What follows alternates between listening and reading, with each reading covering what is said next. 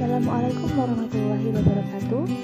Langsung saja, kami dari kelompok 2 izinkanlah untuk menjelaskan tentang studi kelayakan bisnis mengenai aspek keuangan dengan anggota Erik Putuliana, Henial Abidah, dan Iftin Kurniawati. Langsung saja. Pertama kita bahas adalah pengertian dari aspek itu sendiri. Nah, pengertiannya adalah aspek keuangan merupakan aspek yang digunakan untuk menilai keuangan perusahaan secara keseluruhan. Aspek ini sama pentingnya dengan aspek lainnya. Bahkan ada beberapa pengusaha menganggap bahwa justru aspek inilah yang paling utama untuk dianalisis.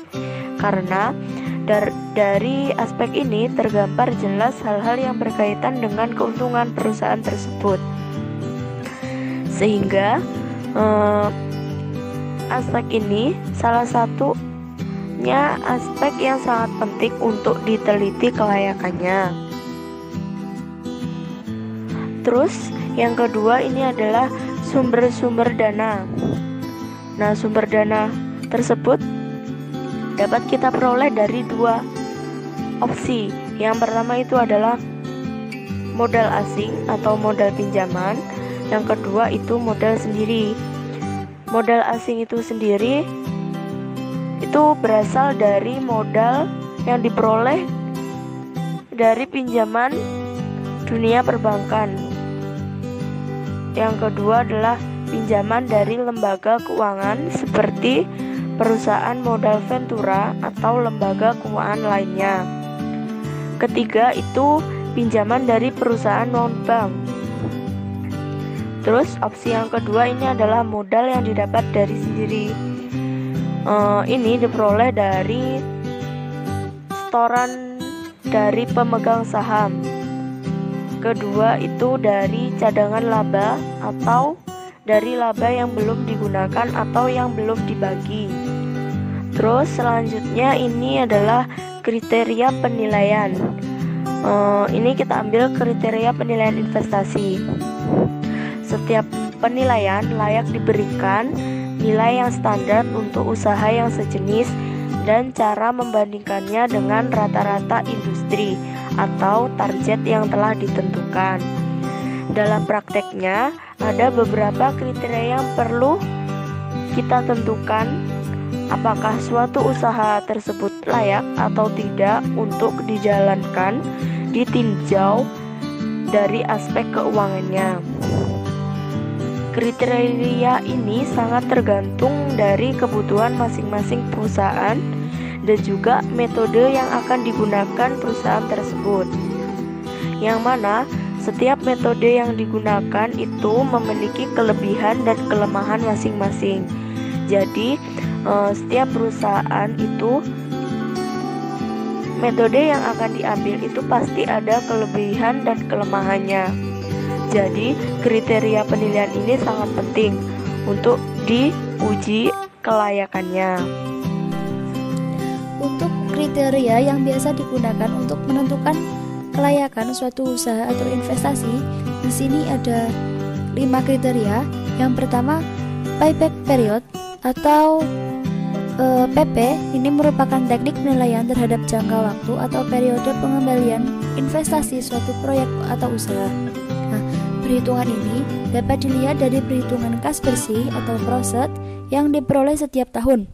Nilai kas bersih merupakan penjualan laba setelah pajak ditambah dengan penyusutan dengan catatan jika investasi 100% menggunakan modal sendiri. Yang kedua, average rate of return merupakan cara untuk mengukur rata-rata pengembalian bunga dengan cara membandingkan antara rata-rata laba sebelum pajak atau EAT dengan rata-rata investasi.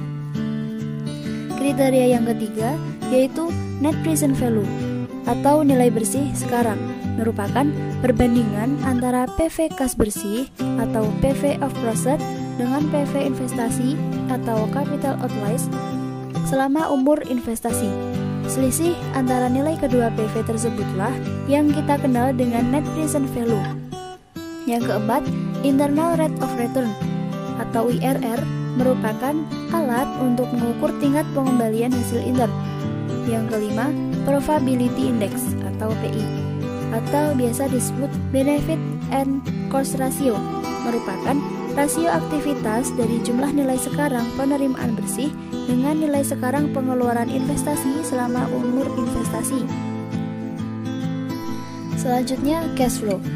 Cash flow atau arus kas dalam bahasa Indonesia merupakan laporan keuangan yang berisi informasi seputar keuangan perusahaan seperti kegiatan operasional, transaksi, pembiayaan, pendanaan, dan hal lainnya.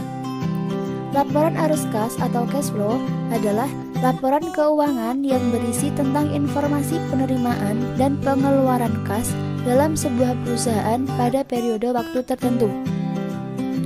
Laporan keuangan berisi informasi finansial perusahaan secara keseluruhan dan komprehensif. Manajer atau top manager bisa mengambil keputusan dengan baik berdasarkan laporan tersebut. Karena itu, hal ini bersifat sangatlah penting.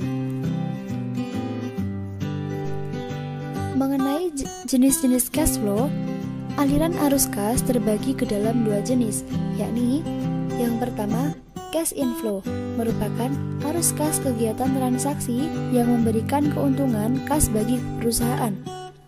Arus cash inflow terdiri dari beberapa jenis, seperti penerimaan pendapatan lain dan sewa, penerimaan investasi dari pemilik apapun, pinjaman atau hutang dari pihak lain, penagih piutang, penjualan dari produk maupun jasa, dan penjualan aktiva tetap.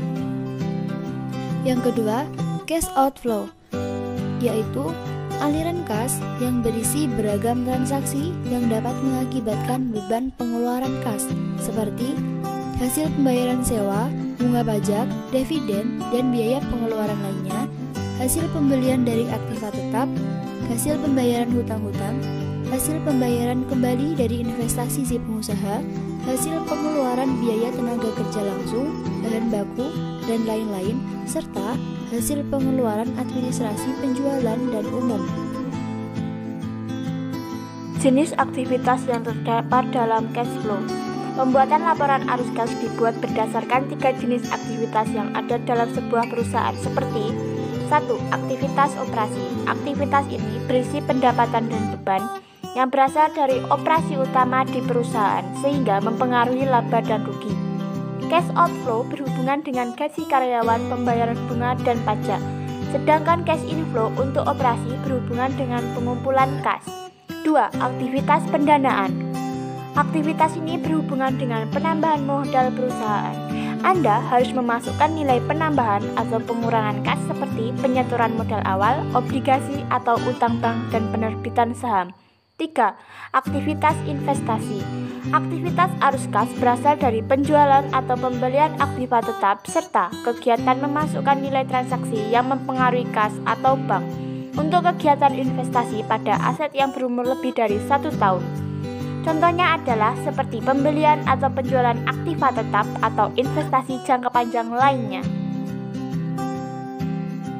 Biaya investasi. Biaya investasi adalah biaya yang masa kegunaannya dapat berlangsung untuk waktu yang relatif lama. Biasanya, waktu untuk biaya investasi ditetapkan lebih dari 1 tahun. Batas 1 tahun ditetapkan atas dasar kebiasaan merencanakan dan merealisasi anggaran untuk jangka waktu 1 tahun. Biaya investasi ini biasanya berhubungan dengan pembangunan atau pengembangan infrastruktur fisik dan kapasitas produksi atau alat produksi.